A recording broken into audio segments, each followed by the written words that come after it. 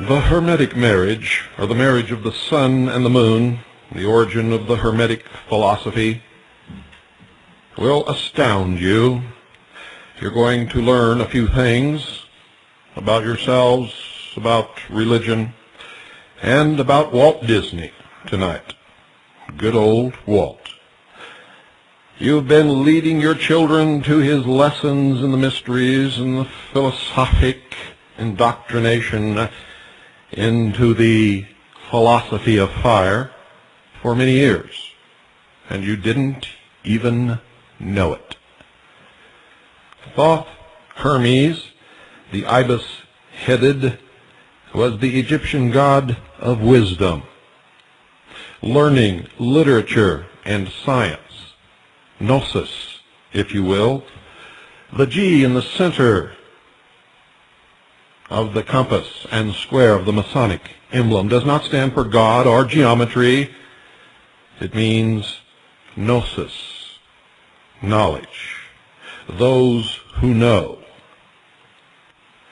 Thoth Hermes is accredited with being the first to reveal the art of writing to the present human race. According to the records available, he lived in Egypt as a contemporary of Moses. Some authorities even claim that Moses and Hermes were one and the same person. The Greek name Hermes is taken from an ancient root, herm, which means the active or positive, radiant principle of nature, sometimes translated as vitality or generative force, and known to ancient Freemasonry, or the Sons of Light, the Freemasons, as the cosmic fire. Hiram, and later as Hiram Abiff. Hermes Trismegistus, often called Mercurius Ter Maximus, dominated the philosophical and literary thought of the ancient world. His very name, ladies and gentlemen, became a synonym of wisdom. In fact, he was revered as the personification of philosophy and erudition. He was regarded as the first Kabbalist, the first physician, the first alchemist, and the first historian. The actual life of this demagogue and king of the ancient double empire of the Nile is obscured by that twilight which hides the origin of all peoples. And those who think they know, you can be assured, do not. By reason of his great wisdom and magical powers, Thoth was listed among the gods.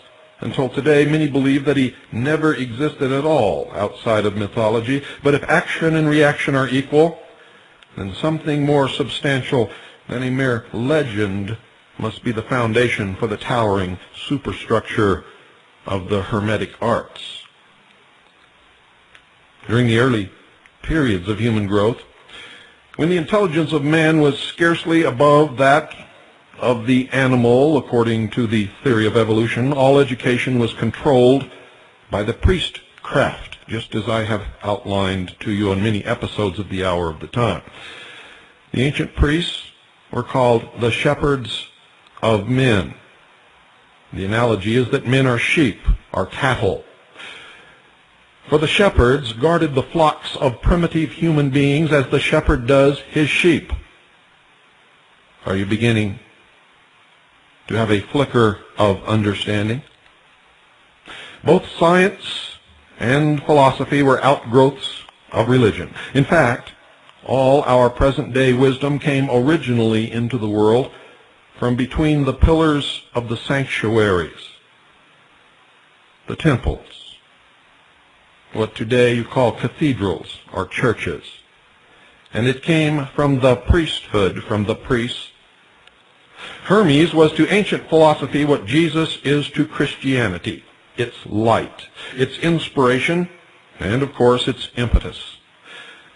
The Egyptian initiates of the temple of Isis claimed, therefore, that Hermes was actually the writer of all books on philosophical and religious subjects, that the supposed human authors were merely amanuens who wrote down upon parchment or vellum the thoughts which this God impressed upon their consciousness, sort of like channeling.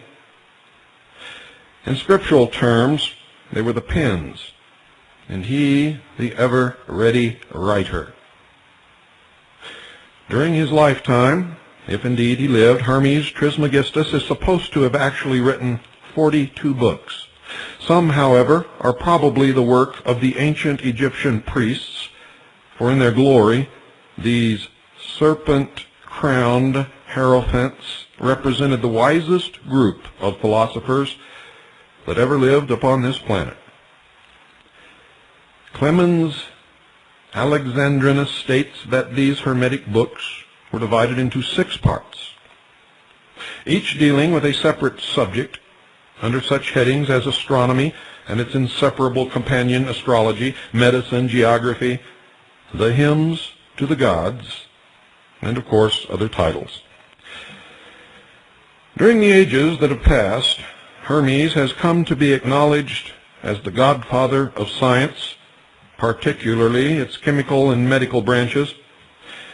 And even after the Christian era, numerous works dealing with religious and philosophical subjects were dedicated to him and to him alone.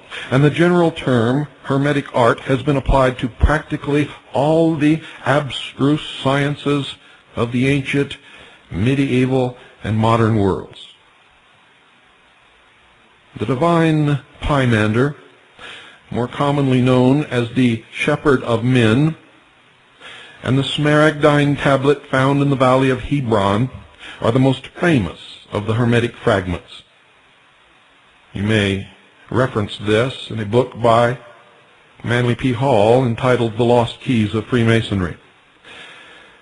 And these 2 works are probably authentic and contain many keys to the universal science of life as held by the mysteries, not necessarily me or anyone else, of which Hermes was a master. Nearly all Hermetic thought was an elaboration of the principle of analogy contained in the great Hermetic axiom, and you have heard me propound upon this before. And I quote, verbatim, "That which is above is like unto that which is below, and that which is below is like unto that which is above," end quote. Now at the present time, nearly all the so-called Hermetic writings are said to be lost. Only a few isolated remnants remain of what once must have been a magnificent collection of philosophical, medical, and religious wisdom. During the Middle Ages, one particular branch of Hermetic thought, alchemy, gradually came into prominence and for several hundred years dominated all other branches and was held under that ancient name, the Rosy Cross, for those of you not familiar with the subjects covered on this broadcast. Alchemy was the androgynous parent of chemistry. Notice I said androgynous. This parent of chemistry, which was separated from its sire by the speculations of Roger Bacon and Bayle. While chemistry as a science dealt only with minerals, medicines, and essences, alchemy, ladies and gentlemen, struggled with the more profound elements of macrocosmic and microcosmic relationships and had absolutely nothing to do with what you have traditionally been taught. Alchemy undoubtedly originated in Egypt, for there the old legends go, the secrets of transmuting base metals into gold and of prolonging the life of the physical body indefinitely were thoroughly understood by the priestcraft, but this explanation was of the exoteric and not the esoteric meaning, which literally dealt with the soul and not the body, not the base metal. For it had nothing to do with metal. It was about elevating oneself above the animal, above the baseness of the human condition, to the purity of the consciousness of the soul, and thus a direct communication with God. Ancient records tell us that the Chaldean sages knew how to rebuild their bodies, many of them living to be over 1,000 years old, and then this again is a metaphor. Many of the processes by which this was accomplished were concealed under the sacred Egyptian rituals, such as the Book of Coming Forth by Day, which E.A. Wallace Budge has called the Book of the Dead. The correct title is the Book of Coming Forth by Day, not the Book of the Dead. In the Middle Ages, when religion divorcing philosophy was wed to blind faith, there was a renaissance of the alchemical and Hermetic arts. They were revived by that type of mind which demands reason, logic, and philosophy, as well as hymns and prayers. Alchemy won numerous converts in Germany, France, and England. The long-ignored works of the Arabian magicians, or the Magi, enjoyed wide popularity, and from them was extracted the greater part of modern astrology. The ancient philosophies of the Jewish patriarchs were also revived, and Kabbalism became a universal topic of consideration. Paracelsus, the great Swiss physician, sometimes called the second Hermes, undoubtedly rediscovered the ancient Egyptian formulae of the philosopher's stone and the elixir of life, and around him rallied a coterie of medieval philosophers who today stand out strongly against the dun-colored background of medieval culture. They are, in fact, some of the most interesting men of that period of history.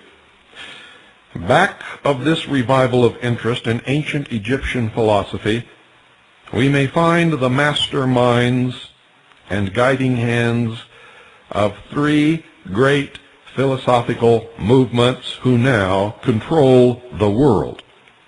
One is known as the Order of the Illuminati, represented by Muhammad, Prophet of Islam, Roger Bacon, father of chemistry, and Paracelsus, father of modern medicine.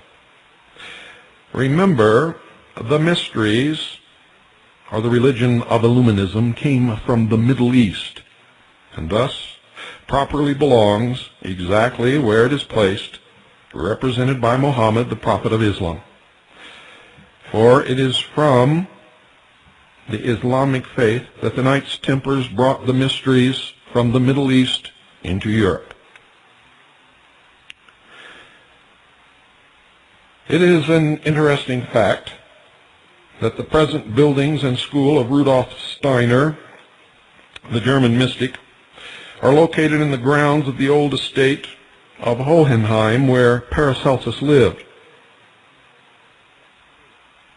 The Order of Freemasons, represented by the great Robert Flood, master of symbolism and alchemy, and Elias Ashmole, the unique philosopher, and the Rosicrucians, a sacred organization founded by the mysterious father CRC after his return from Arabia.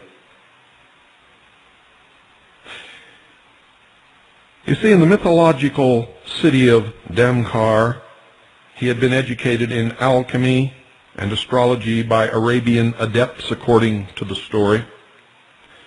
After him came Sir Francis Bacon, the remodeler of British law.